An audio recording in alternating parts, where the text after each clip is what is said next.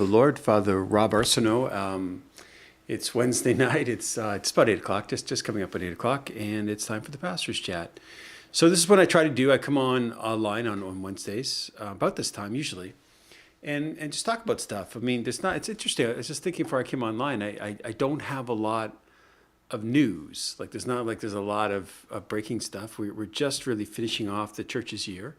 So we start Advent, the season of Advent that'll come up starting this weekend, this weekend coming.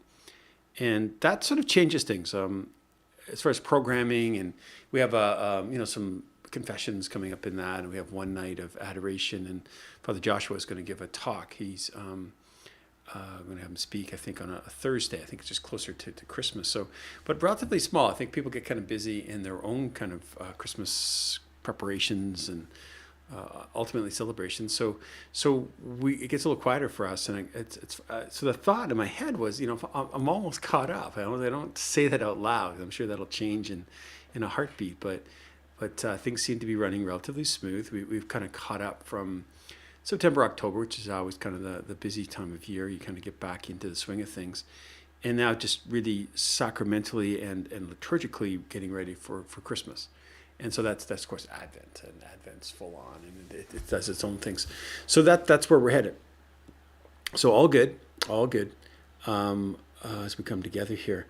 So what do we have to talk about then? Well, if I was going to share, I was just thinking before I came on, I was thinking about something happened last night. I talked about this in my weekday homily this morning.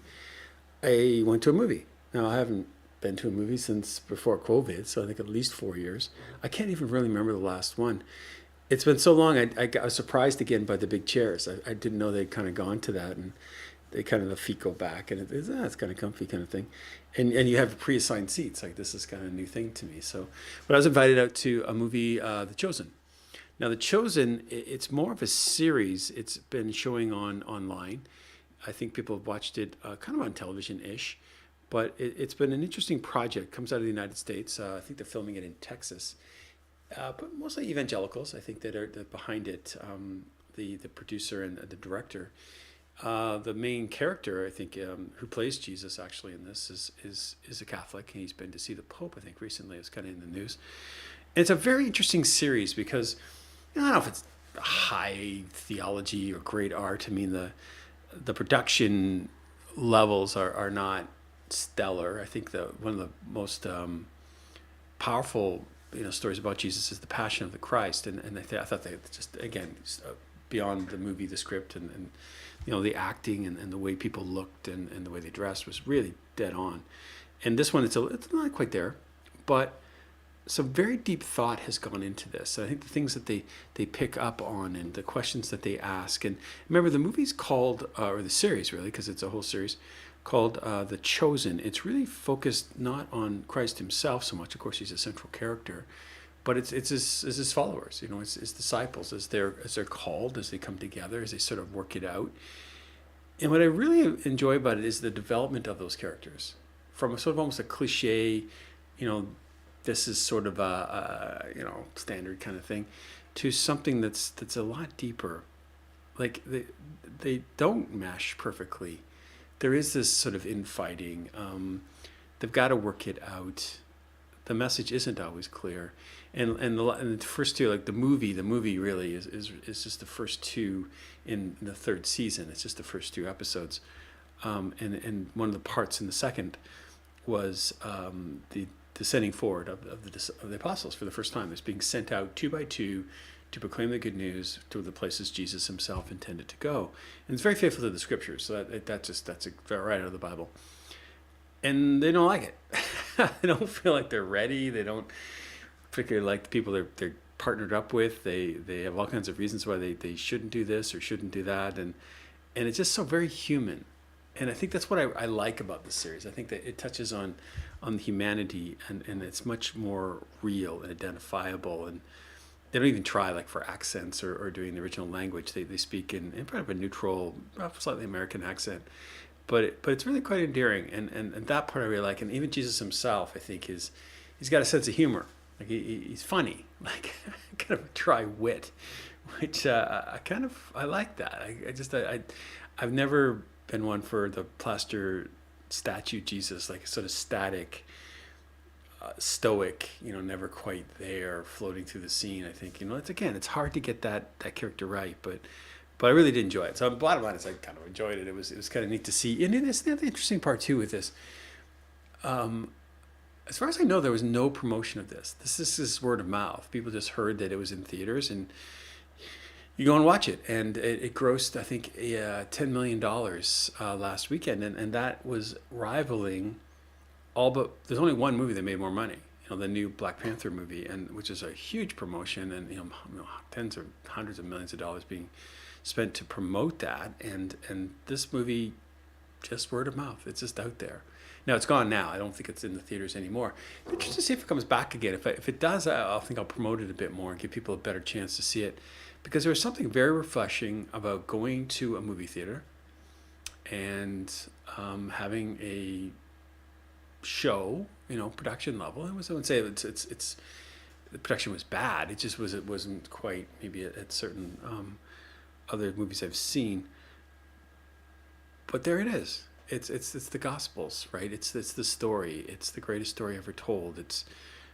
And people can watch it. And there was a number of, I went with 3 or 4 other parishioners, and we met up with a bunch of people from Net Ministries, and they were sitting right next to us, and it's almost like I could have a little seminar afterwards. And there was enough people there that I knew that again, if we'd planned it differently or had more time, we could have had a little kind of, I don't know, coffee social or something, and just talked about what they just experienced.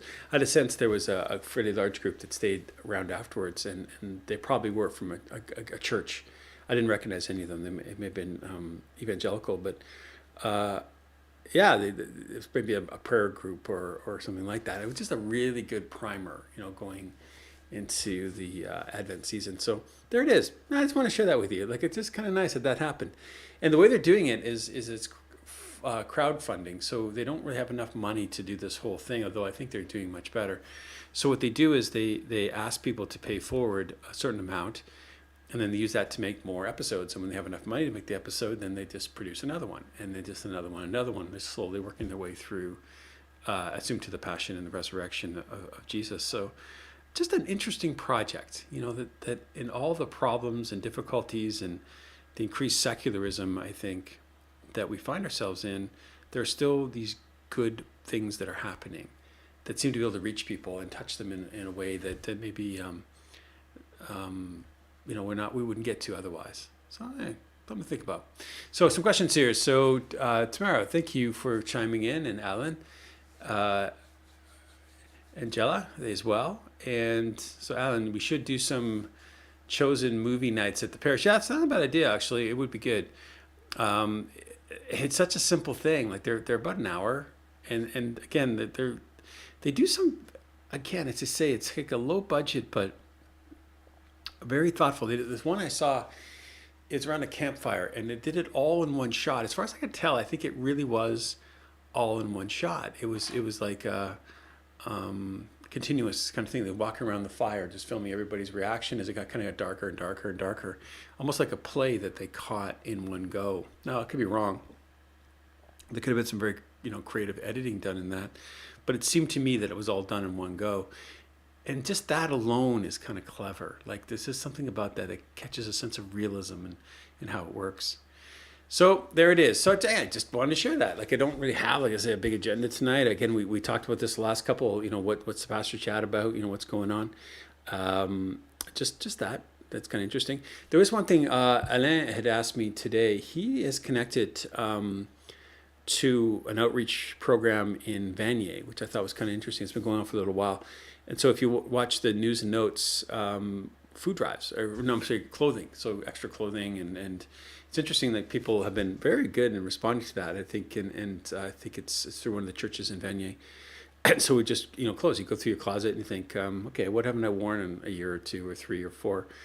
Do I really need 5 winter jackets or 8 or 10? Sometimes there's a whole closet full of them in the basement.